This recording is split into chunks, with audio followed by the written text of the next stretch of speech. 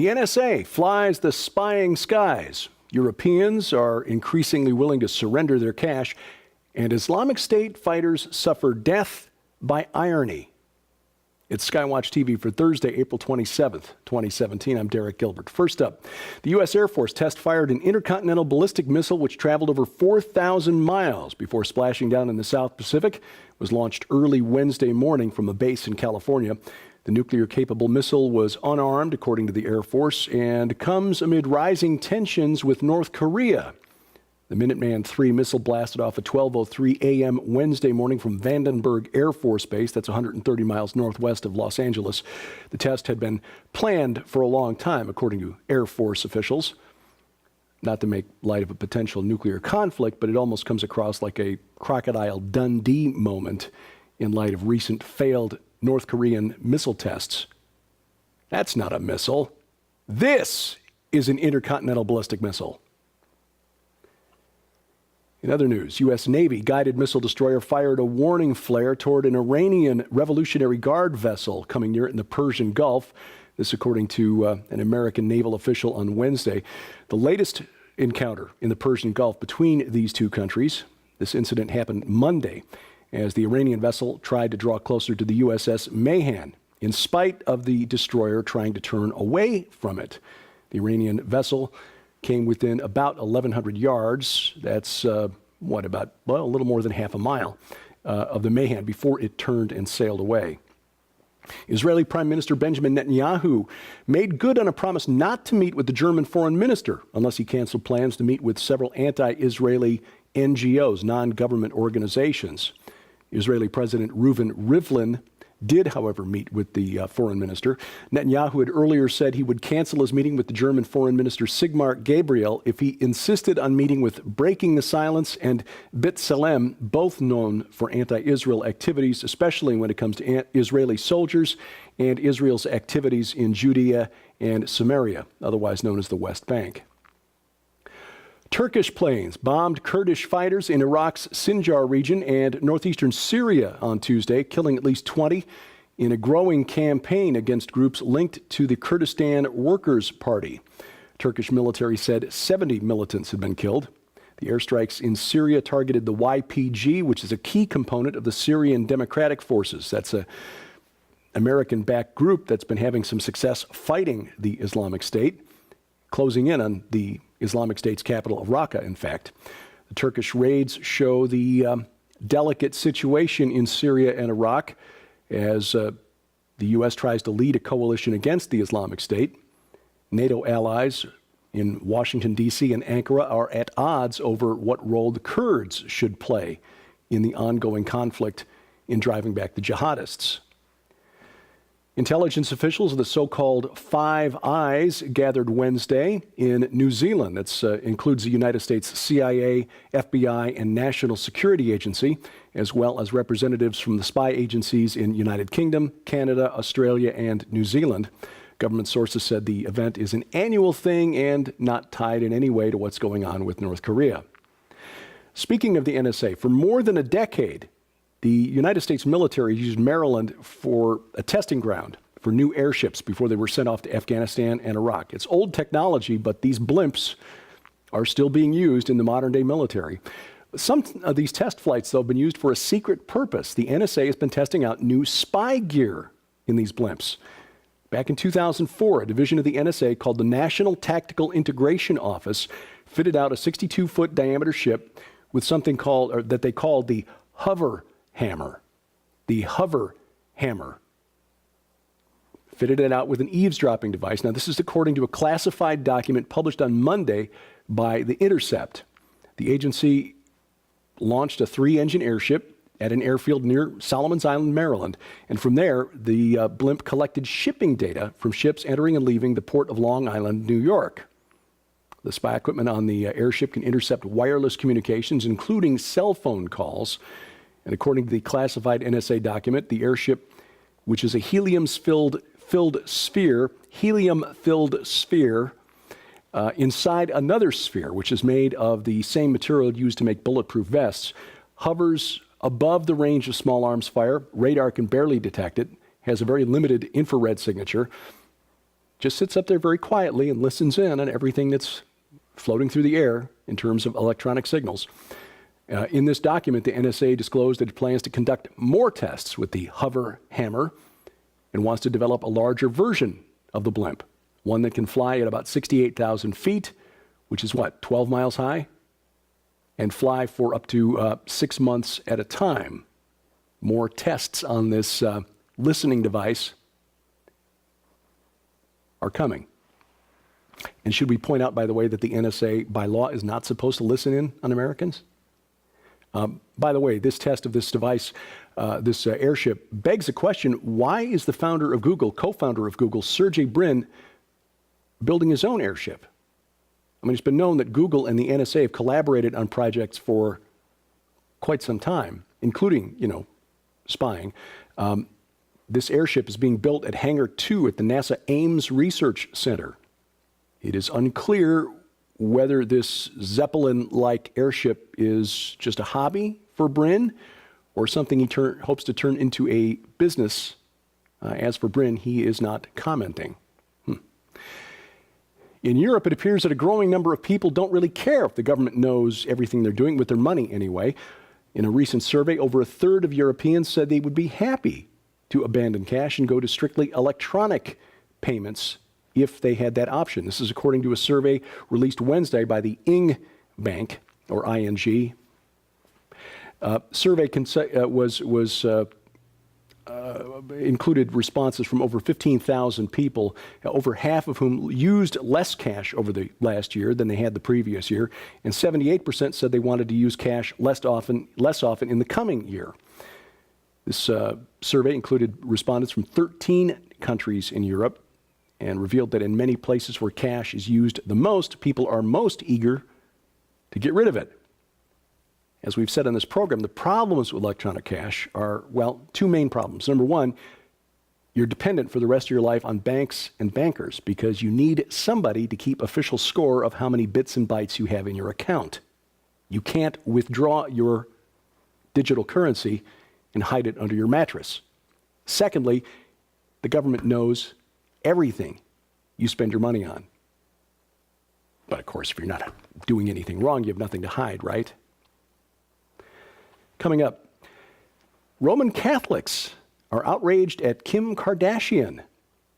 That's ahead on SkyWatch TV. After decades of investigative work together, the moment we've been waiting for is finally here.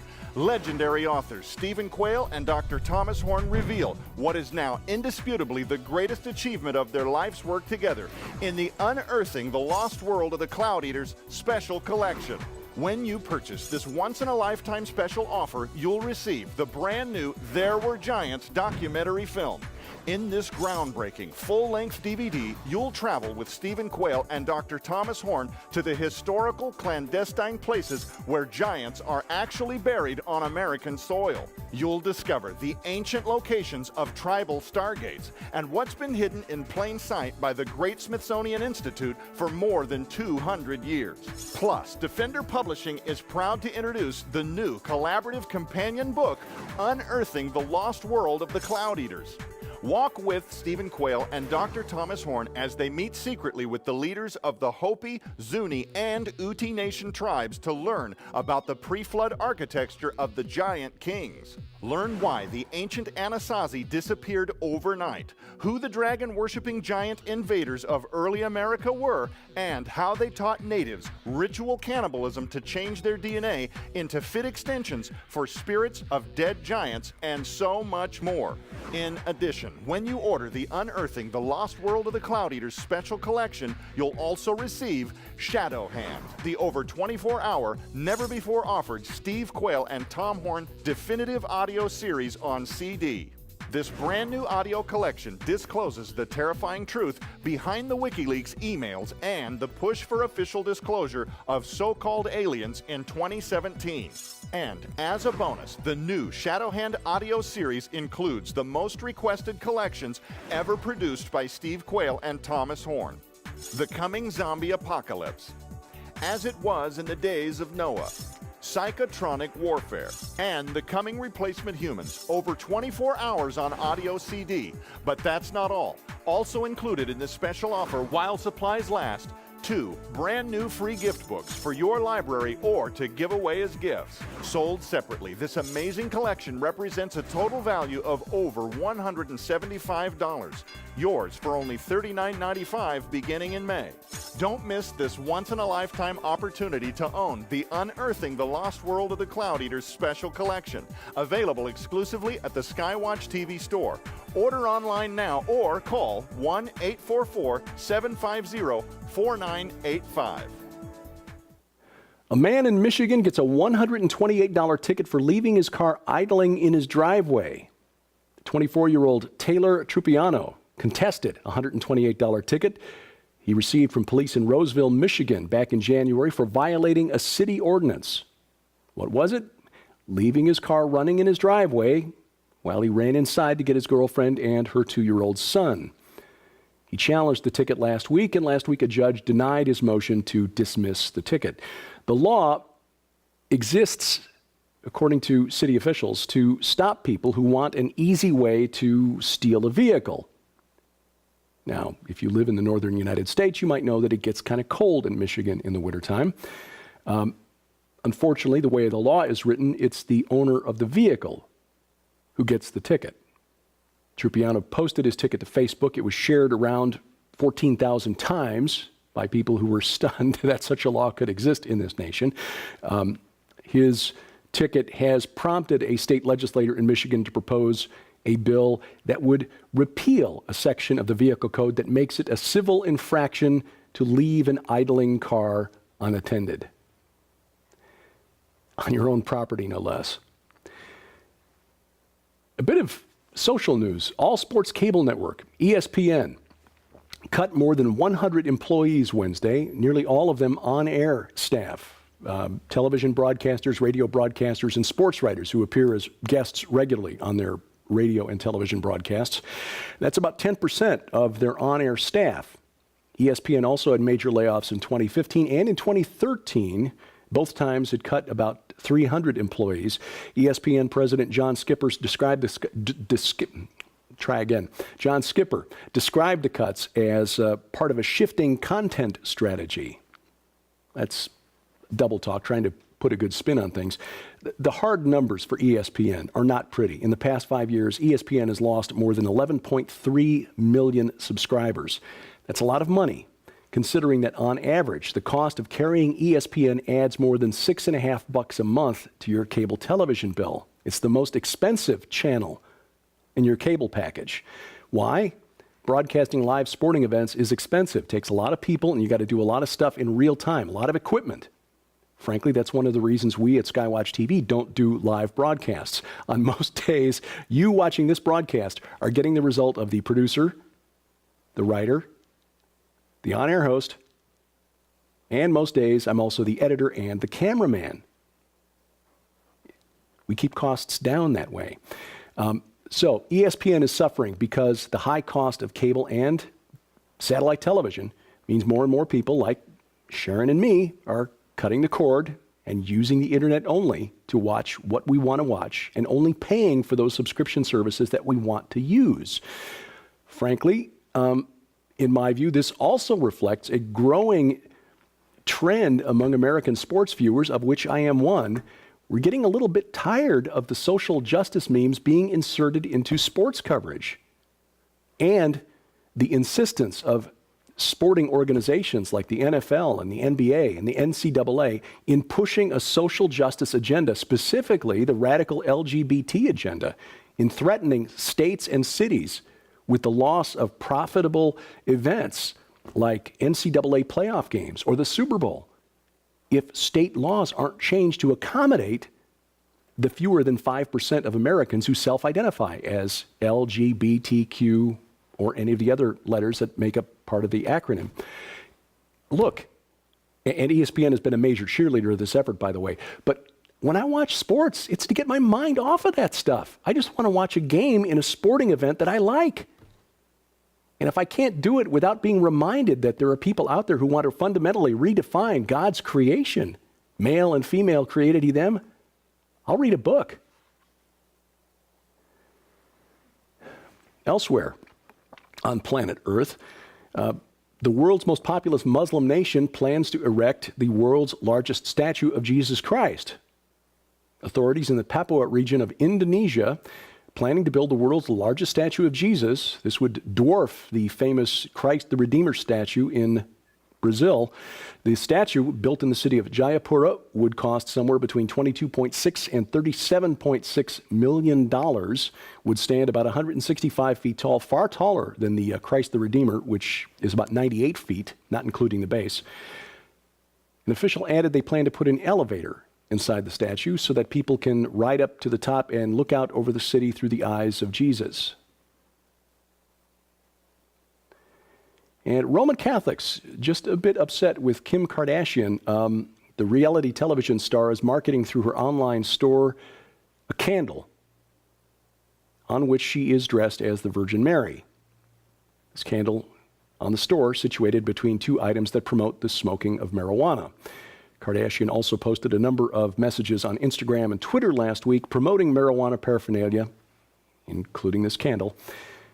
Odd, considering that Kardashian had her daughter North baptized in 2015 at St. James Cathedral, which is an Armenian apostolic church in Jerusalem.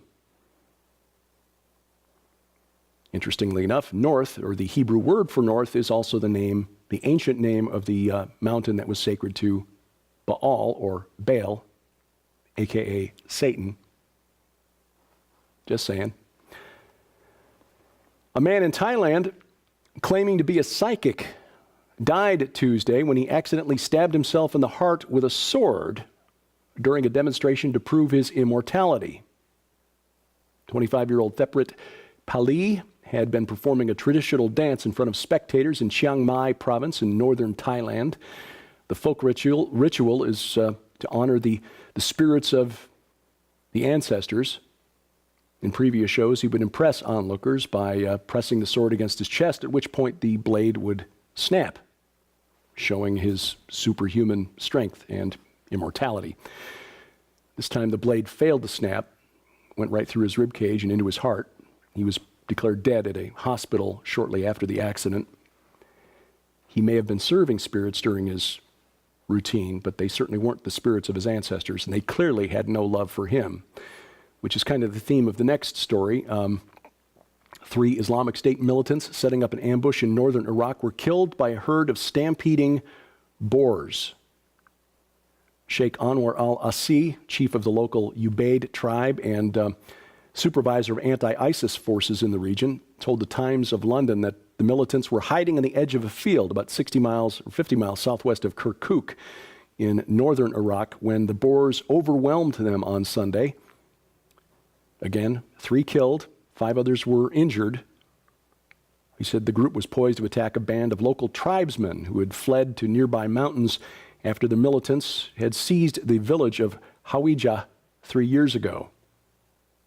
Of course, the irony of this story is beyond delicious. Not only are swine unclean to Muslims, but it brings to mind the story of the Gadarene or Gerasene demoniac. You know that story from the Gospels, when Jesus asked the man, before sending the demons into the bodies of swine on the east side of the Sea of Galilee, he was told, "Our name is Legion, for we are many." Of course, the treatment of the Islamic State fighters shows the respect that the demons have for their human dupes. And speaking of irony, you can't make this up. Notice the name of the author of the article at USA Today, John Bacon. As I said, delicious irony. Bacon. No irony, though, in the supernatural war in which we're all deployed. If you think the Bible is boring, it's only because you've been taught that some of the most important players in it are just imaginary, the gods who rebelled against their creator. I'll be talking about that Sunday in Joplin, Missouri at Southside Apostolic Faith Trinity Church That's on South Main Street in Joplin. I'll be speaking at their morning service at 10:45 a.m. and again at 2 p.m. following a potluck-type meal. You are welcome to attend either or both. Hope to see you there. For more information, you'll find a link at my website, derekpgilbert.com. You'll find us online, including links to all of our social media sites at skywatchtv.com. And we thank you for watching as we keep watch. I'm Derek Gilbert, and this is Skywatch TV.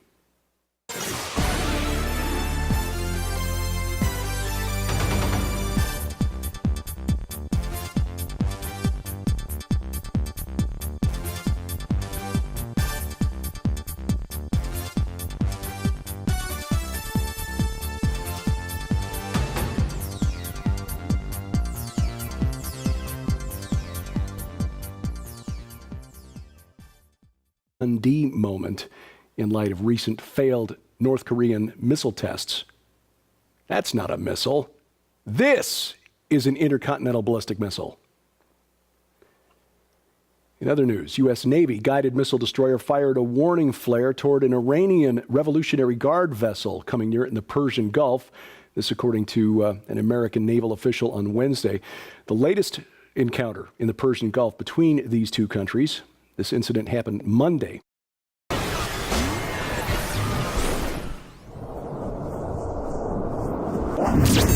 The NSA flies the spying skies. Europeans are increasingly willing to surrender their cash, and Islamic State fighters suffer death by irony. It's Skywatch TV for Thursday, April 27th, 2017. I'm Derek Gilbert. First up, the U.S. Air Force test-fired an intercontinental ballistic missile which traveled over 4,000 miles before splashing down in the south. Israeli President Reuven Rivlin did, however, meet with the foreign minister. Netanyahu had earlier said he would cancel his meeting with the German foreign minister Sigmar Gabriel if he insisted on meeting with Breaking the Silence and B'Tselem, both known for anti-Israel activities, especially when it comes to Israeli soldiers and Israel's activities in Judea and Samaria, otherwise known as the West Bank. Turkish planes bombed Kurdish fighters in Iraq's Sinjar region and North Pacific. Was launched early Wednesday morning from a base in California. The nuclear-capable missile was unarmed, according to the Air Force, and comes amid rising tensions with North Korea. The Minuteman III missile blasted off at 12:03 a.m. Wednesday morning from Vandenberg Air Force Base. That's 130 miles northwest of Los Angeles. The test had been planned for a long time, according to Air Force officials. Not to make light of a potential nuclear conflict, but it almost comes across like a crocodile done as the Iranian vessel tried to draw closer to the USS Mahan, in spite of the destroyer trying to turn away from it. The Iranian vessel came within about 1,100 yards. That's, a little more than half a mile of the Mahan before it turned and sailed away. Israeli Prime Minister Benjamin Netanyahu made good on a promise not to meet with the German foreign minister unless he canceled plans to meet with several anti-Israeli NGOs, non-government organizations.